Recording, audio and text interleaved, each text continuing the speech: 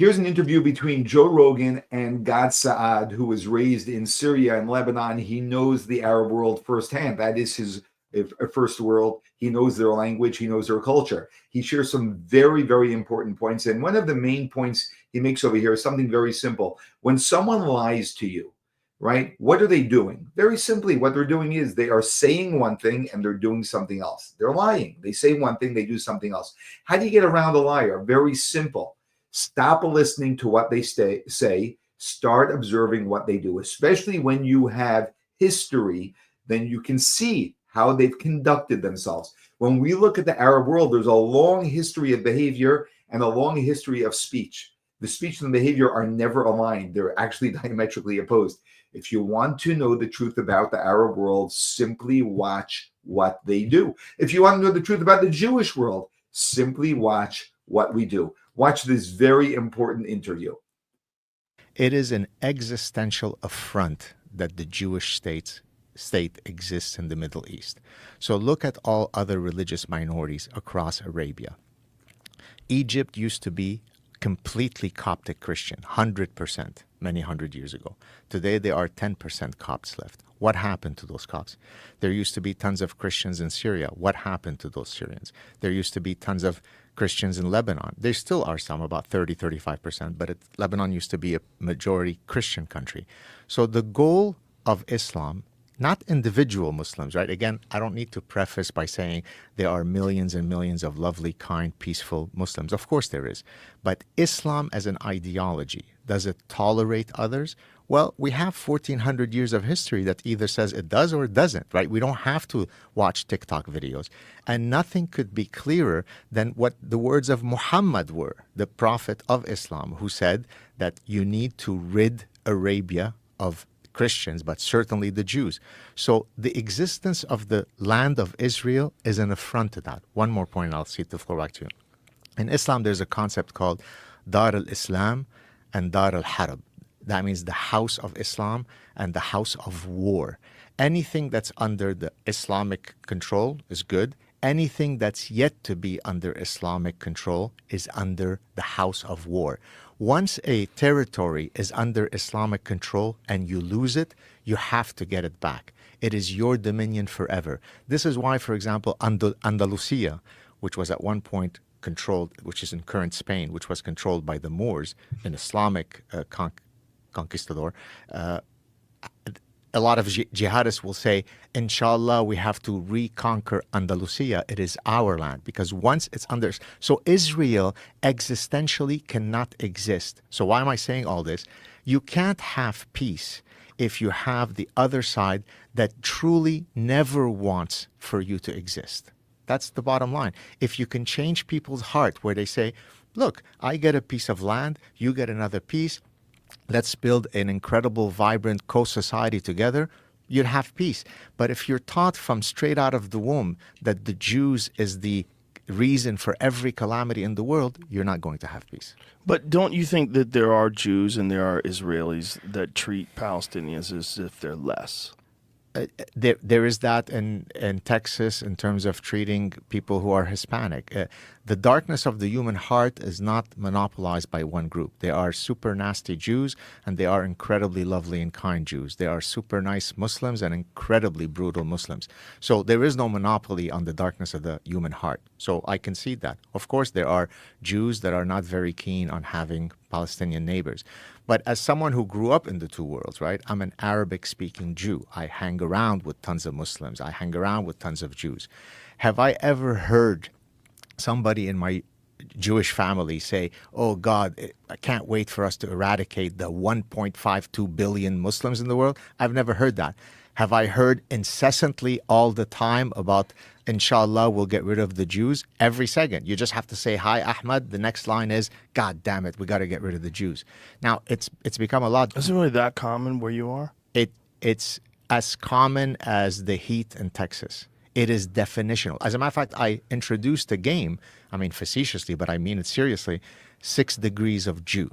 So that's a play on 6 degrees of... Kevin Bacon. Exactly. So I give you a calamity in the world, and you've got up to 6 causal steps to blame the Jew. So an Amazonian frog just died in the Amazon. Go. And so I will post these on Twitter and people give answers. Right. Now, oftentimes they're just playing along, but that's the mindset. You got diabetes? Well, that's because the Jews who are controlling the pharmaceutical industry are not releasing the drug. I'll give you a recent one that I faced. Okay. So I put up a police lineup of some guys that had been caught in Huddersfield, which is a town in England, who had been grooming and raping young British white girls. And you may or may not know this. I'm not sure if we've discussed it in the past. In Britain, over the past 25 years, there's been an unbelievable industrial scale level grooming and raping of young white girls by Asian men. That's a euphemism for men of a certain religious heritage, but you say they're Asian. So their names are, let me summarize them for you. Muhammad, Ahmad, Muhammad, Ahmad, Muhammad, Muhammad, Muhammad, Ahmad, Ahmad, Muhammad, Ahmad, Ahmad, Muhammad, Ahmad, Muhammad. Okay? So I put those up and I sarcastically said, I don't have a big enough brain to do the big data analytics to understand what is the commonality across all those gentlemen. Could anybody help me? Do you know how many people wrote to me and blamed it on the Jews? Not facetiously. So now I'm going to ask you, Joe. How? I was just going to ask you that. How is it when 3 Muhammads rape your 12-year-old British girl, you blame it on Mordechai? 3 Muhammads lead to Mordechai. Tell me how. You tell me. I don't know. How do they do it? Who let them in? It's the Jewish cabal who controls immigration policy. It's George Soros, the Jew, who controls the open society ideology. I don't think you could really just connect George Soros to Jewish. If you look at his policies, he seems anti-Western civilization. I agree, but for the Jew hater, any causal explanation. So one individual who just happens to be Jewish, or they point to some other one. There's one I don't even know who she is. I think Barbara Lerner or something. Somebody will correct us in the comment section, where they show her saying something. Oh, we need to flood, and she happens to be Jewish. But for every Jewish person who is pro open door policy, there's a counter Jewish person. Here's one who is not for open border policies, right? Stephen Miller, who worked in the Trump administration, is Jewish. He's probably the biggest anti-open door immigration. So, but that's the mindset of the Jew hater. Everything is blamed. There's this incredible diabolical feature of the Jew that they're able to at times pretend that they're victims, but really they're diabolical and genocidal. It's grotesque, man. It's weird. It's just weird that it became so out in the open. And yeah, this is something that we have to come to terms with and realize that Muhammad himself has taught. Once the Muslims conquered a land or were in a land, they cannot no longer give it up. They must get it back. That means Israel cannot exist. They cannot accept that it will exist. And even the moderates who are not so religious and have some way of explaining religiously why they could let Israel exist will be terrorized and will live in fear of and then controlled by the extremists, as we see throughout the Arab world. That insist that Israel cannot exist, and they live with this completely delusional reality that the Jews are the reason for every calamity, as he brings out. You can find this throughout anything that goes on in the world, and they're complete denial. Have you heard how many Muslims deny what happened on October 7th? It's shocking. Like, we have videos, and we tell them we have videos. It doesn't make any difference. Facts are irrelevant. They live in a delusional reality.